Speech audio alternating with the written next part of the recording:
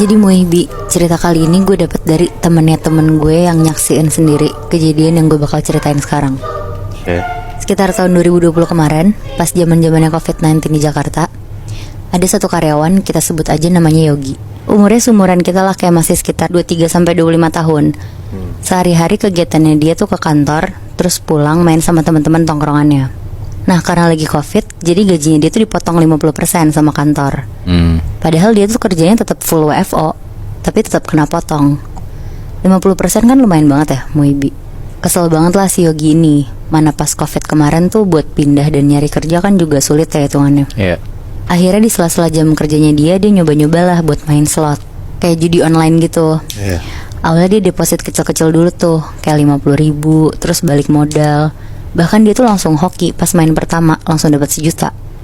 Langsung ketagihan dong dia. Dia mikir kalau dia depo lebih gede, pasti dia bakal dapat lebih banyak kan. Akhirnya dia beraniin diri lah buat depo 1 juta pakai uang yang dia dapat tadi. Tapi bukannya makin untung, 1 juta itu tuh lenyap dalam waktu sejam dia main. Pokoknya dia tuh bener-bener jadi ketergantungan banget lah sama mainan ini. Sampai pulang kantor tuh dia masih di kantor, sibuk main slot. Sampai akhirnya si OB kantornya, namanya Eka, karena sering banget ngeliat Yogi main, diajak main juga lah sama si Yogi ini.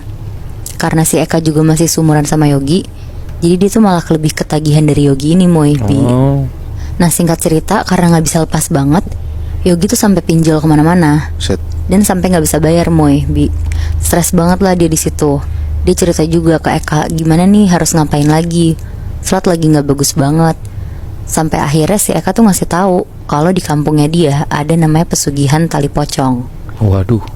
Dan itu tuh salah satu cara buat bisa jadi kaya raya tanpa kerja. Ngedenger itu Yogi yang lagi buntu banget karena kelilit utang di mana-mana, langsung kepengen lah buat nyobain.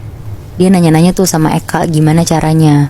Dan Eka tuh ternyata tahu sampai ke detail-detail lagi tuh Moibi. Katanya disuruh ambil tali pocong jenazah yang baru dikubur, terus disuruh kubur aja di tanah kantor mereka bareng sama sesajen si tali pocongnya ini. Akhirnya Yogi minta tolong lah sama Eka buat bantuin ngejalanin itu.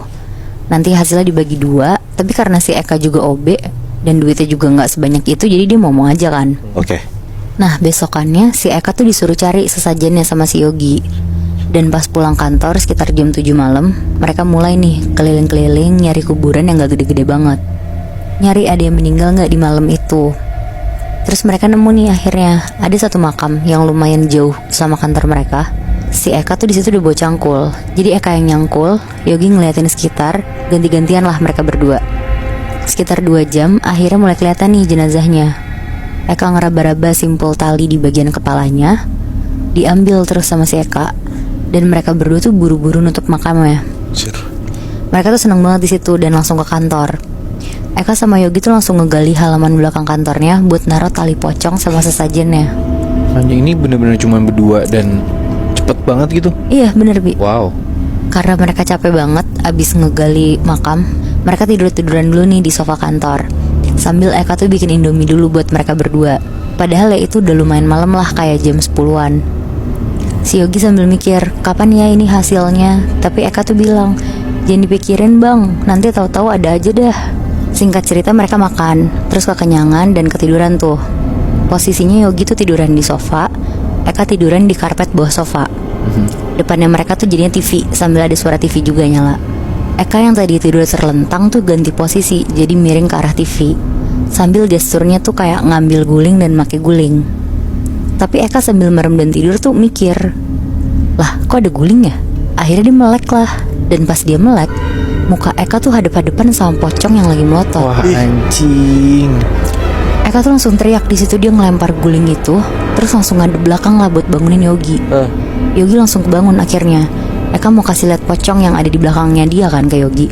Tapi pas ditunjuk sama Eka ke belakang, pocongnya tuh udah gak ada. Jadi bentuknya guling atau gak ada sama sekali? Jadi yang dipeluk sama si Eka ini tuh beneran guling Bi. Dia lempar, tapi pas dia balik ke belakang mau ngasih tau Yogi, pas balik lagi mau ngasih tahu balik badan lagi ke arah TV, udah nggak ada guling itu. Oh berarti emang gulingnya nggak ada dong? Emang nggak ada guling. Ya kan nggak make sense juga kan ada guling di kantor gitu. Iya kan? bener. Karena Yogi juga kaget itu udah jam 12 malam. Akhirnya Yogi bilang lah ke Eka kalau dia tuh mau pulang. Yogi akhirnya pamit pulang ke Eka. Dia bilang juga ke Eka, lu lanjutin tidur di kamar aja lah daripada ngigo-ngigo begitu. Akhirnya Yogi yang lagi ngantuk-ngantuknya banget tuh cuci muka dulu, terus pulang lah bawa motor.